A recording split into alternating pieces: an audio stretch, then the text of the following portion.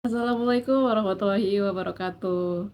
Halo semuanya, perkenalkan nama saya Alvida Koirunisa dengan NIM 230516611 dari Prodi Pendidikan Sejarah Angkatan 2023A. Nah, pada simulasi micro teaching yang ketiga ini, saya membawakan materi mengenai detik-detik proklamasi. Segera disimak ya. Assalamualaikum warahmatullahi wabarakatuh. Waalaikumsalam warahmatullahi wabarakatuh. Selamat pagi anak-anak. Pagi, Ibu. Gimana kabarnya hari ini? Udah siap belajar belum? Sehat, sudah siap banget, Bu. Oh, sudah siap banget. Tuh, tegar kenapa belum? Ngantuk. Aku tegar. Ya udah kalau gitu, tegar kalau misalnya semakin mengantuk, boleh keluar dulu untuk mencuci mukanya. Tapi yang lain gimana? Udah siap belajarnya? Siap. Itu dia. Baik. Semangat yang harus kita tanamkan gitu, apalagi ketika belajar sejarah gitu. Apalagi topik kita mengenai detik-detik proklamasi, di mana itu semangat kita, semangat para tokoh-tokoh terdahulu itu sangat mengembara gitu, dan Ibu harap semangat mereka itu juga ada dalam diri kalian pada hari ini. Nah, jadi kemarin kita udah bahas peristiwa yang menjadi kunci dari proklamasi kemerdekaan. Ada yang masih ingat peristiwa apa itu? Silahkan Syawana. Bener banget Syawana. Kita kemarin bahas tentang Rengas Dengklok. Tapi sebelum kita membahas lebih jauh, teman-temannya ada yang nggak hadir? Ada, Bu. Bu. Siapa aja tuh? Seorang, Bu. Siapa tuh? Arsen. Terus Nadia. Terus Aisyah. Nurfan. Dea. Oh banyak. Enam, Bu. Oh 6 jadinya. Aduh banyak banget. Itu kenapa mereka nggak hadir? Ada yang izin, ada Ah. yang sakit, Oh. ada yang tahu kemana. Ada yang salah pakai baju, Bu. Oh gitu. Oh ya udah, nggak apa-apa, kita doakan yang sakit semoga cepat sembuh, yang izin semoga diberi kelonggaran untuk hadir lagi, lalu yang juga yang salah pakai baju semoga tidak terulang lagi ke depannya. Baik, jadi pada hari ini sebelum kita membahas lebih lanjut ada dua tujuan pembelajaran. Kalian coba bisa baca dalam hati sendiri. Ya, sembari kalian membaca, dari tujuan pembelajaran ini, Ibu harap kalian dapat mengetahui bagaimana sih tokoh-tokoh yang terlibat dalam perumusan teks proklamasi dan kenapa pada akhirnya teks proklamasi itu penting gitu terhadap proklamasi kemerdekaan negara kita. Lalu Ibu mau kalian menonton, mendengarkan juga serta menghayati tayangan video atau lagu tentang hari kemerdekaan. Kalau mau dinyanyikan juga boleh, silahkan nyanyikan dengan lantang. Siap, Bu.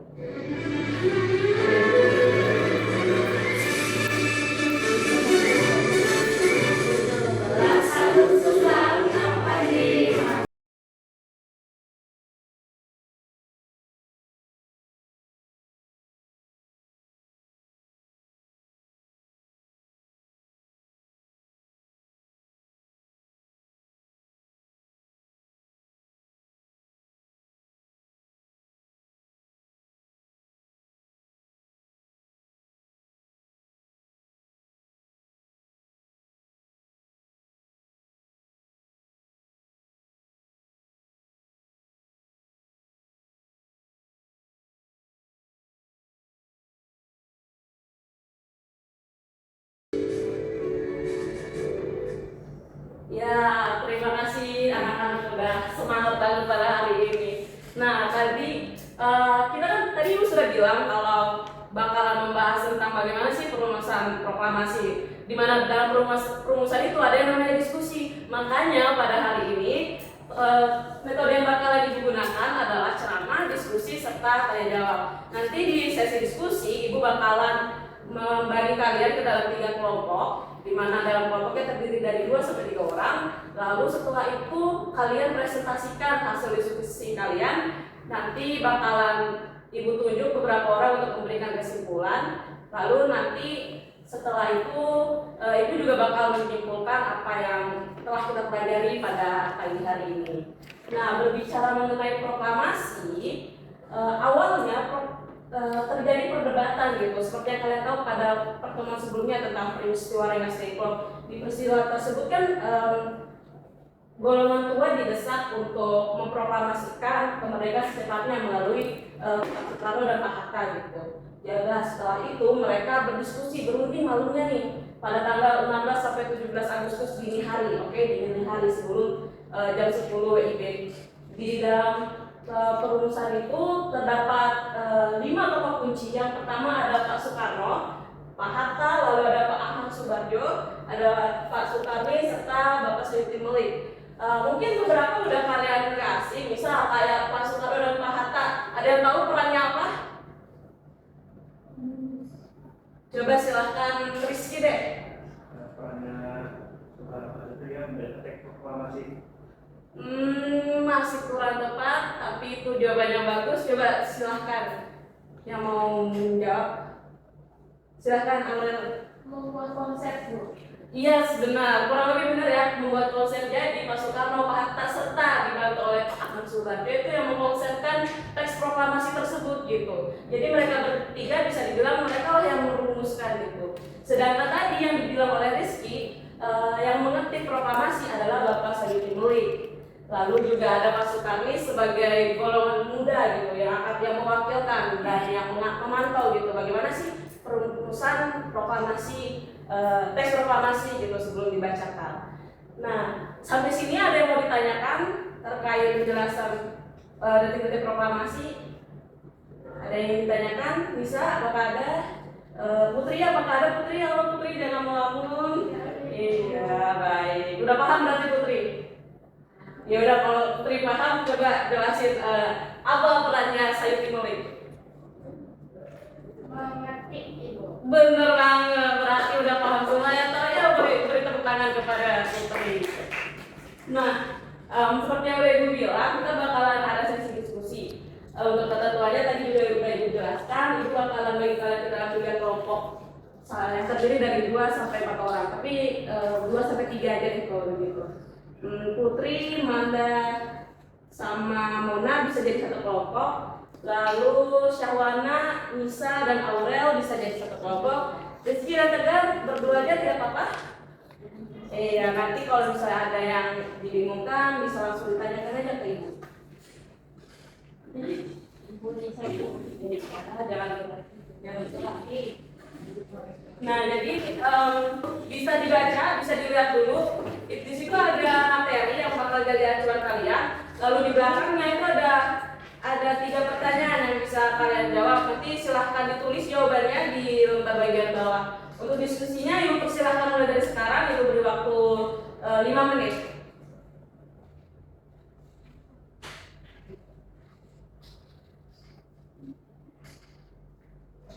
Kalau ada pertanyaan yang dibingungkan, silahkan ditanyakan. Penggunaan HP diperbolehkan asal tidak mencari jawaban di AI. Anissa, jangan mencari jawaban di AI ya. Gunakan untuk mencari informasi saja. Iya, kenapa Rizky? Iya, kalian ketiga. Kelompok 1, kelompoknya Mona, kelompoknya Syahwana, kelompok 2, kalian kelompoknya 3. Ditulis dulu nama anggotanya. Nama kelompoknya. Iya, pintar Rizky. Tegar dibaca Rizky, dibaca dulu.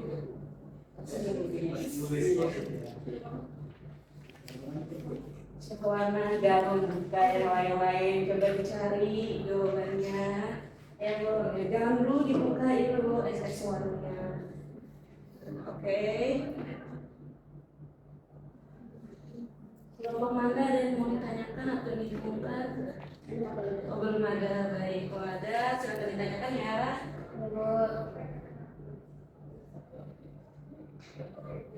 Ibu mau tanya.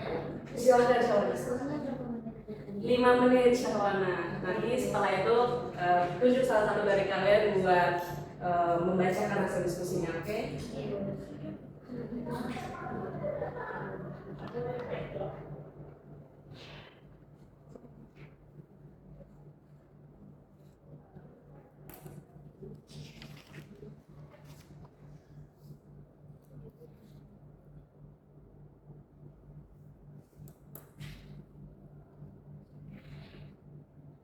Waktunya tinggal 3 menit lagi. Silahkan ditanya kalau misalnya ada soal yang perlu dipahami. Dari sini mana? Dari mana?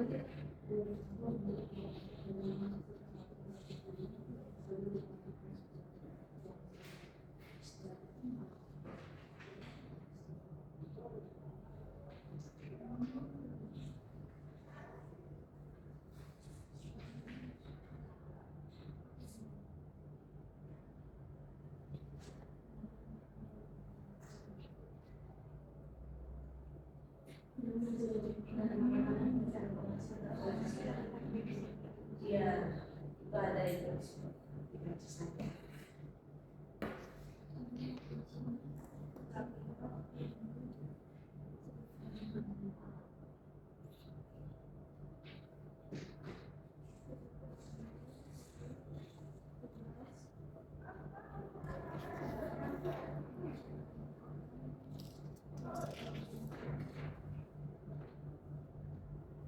Waktunya tinggal 2 menit lagi ya.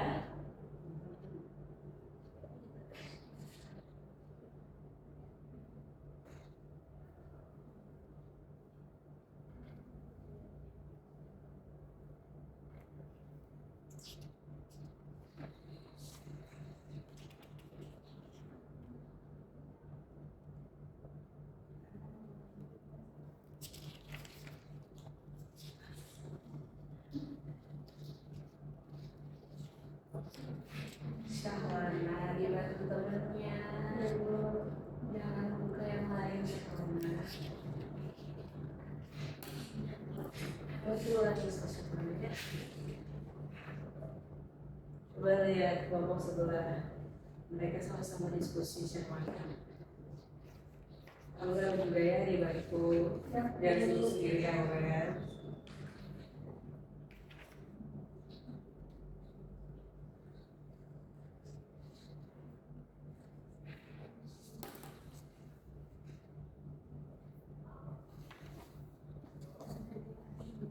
Ayo dipercepat diskusinya, waktunya tinggal 1 menit lagi.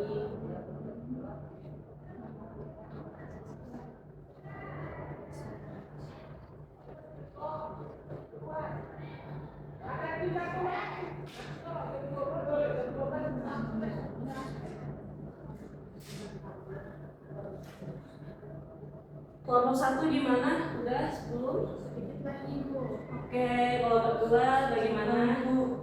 Kelompok 3 bagaimana? Ini tidak perlu terlalu panjang, tidak apa-apa.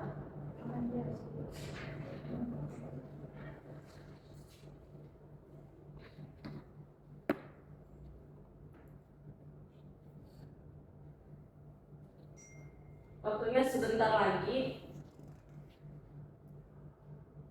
Karena kelompok 3 masih banyak yang belum selesai, mungkin kelompok 1 dan 2 silahkan ditunjuk temennya yang akan maju.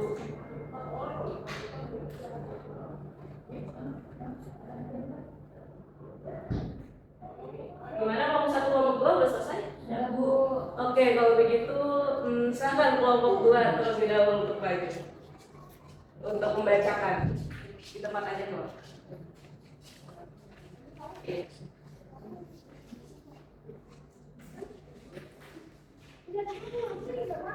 Silahkan Aurel ya.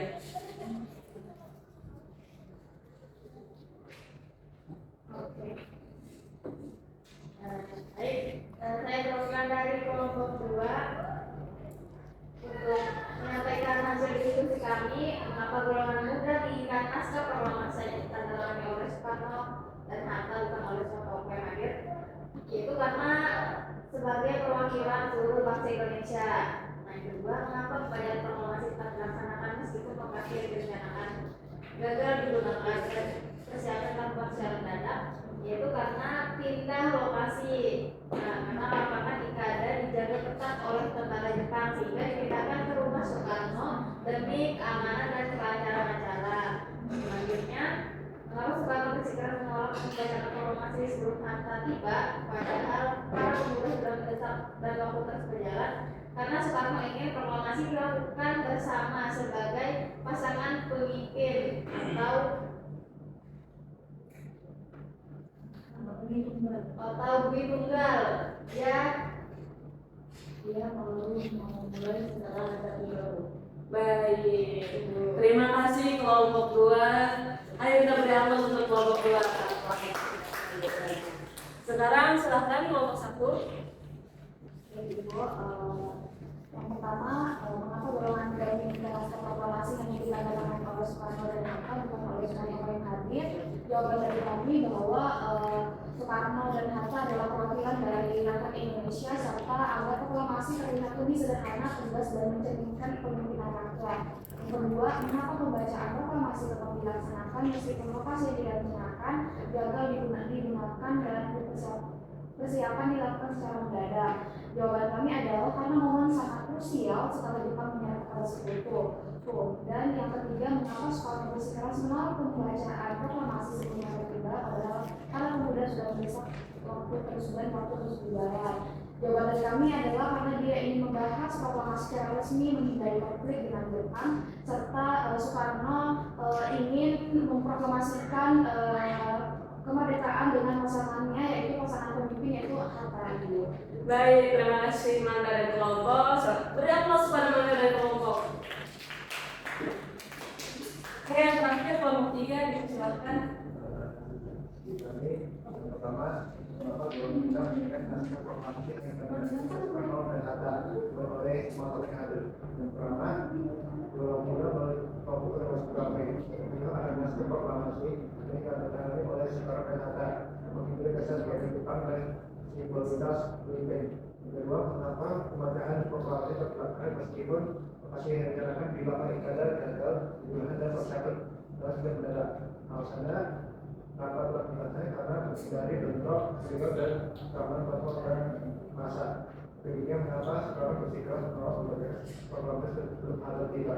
Kalau Pak Pemuda sudah mendesak dan waktu sudah berjalan. Soekarno merasa tidak akan membacakan teks tersebut sampai diambil oleh Hatta yang memasukkan keluarnya. Baik, terima kasih Rizky dan kelompok. Saya beri aplaus kepada Rizky dan kelompok. Nah, yang tadi presentasi dari kalian, Ibu mau 2 orang untuk memberikan pendapat atau mungkin hal baru yang ditemukan pada diskusi kali ini. Mungkin silahkan Manda, lalu nanti dilanjutkan oleh Nisa. Silahkan Manda. Ya, Bapak Ibu, dari pembelajaran hari ini yang saya dapatkan adalah ketika kita sedang mendapatkan perbedaan pendapat, seharusnya kita melakukan diskusi dan mendengarkan pendapat yang lain seperti yang dilakukan oleh tokoh-tokoh dalam proklamasi kemerdekaan Indonesia itu. Baik, terima kasih Manda. Silahkan dilanjutkan Nisa. Apa yang Nisa dapat pada pertemuan kali ini? Apapun itu, mungkin informasi baru atau mau memberikan pendapat tentang diskusi hari ini juga boleh. Untuk pembelajaran hari ini yang saya dapat ternyata begitu panjang proses menuju kemerdekaan, mulai dari yang kemarin kita belajar peristiwa Ramas Dengklok dan sekarang ada detik proklamasi, dan pada saat detik-detik pun masih mengalami gangguan atau kekacauan seperti tidak terjadinya pembacaan di lapangan Ikadar dan perpindahan ke rumah Soekarno di Jalan Gangsal Timur. Setelah itu Soekarno yang harus masih menunggu Hatta untuk tiba agar bisa membaca bersama-sama proklamasi kemerdekaan itu. Baik, terima kasih kepada Manda dan Anissa. Beri tepuk tangan kepada teman kalian untuk Manda dan Anissa. Itu aja mungkin diskusi kita pada hari ini. Betul ya apa yang dikatakan oleh Manda dan Anissa, ternyata banyak gitu perjuangan-perjuangan yang dilakukan oleh tokoh-tokoh besar kita begitu. Enggak cuma tokoh-tokoh besar saja, tapi juga ada tokoh-tokoh kecil kayak Said Tumeli atau Pak Sukarni yang biasa dilupakan di dalam narasi-narasi yang ada di buku teks. Sekian pertemuan kita pada hari ini. Wassalamualaikum warahmatullahi wabarakatuh. Waalaikumsalam.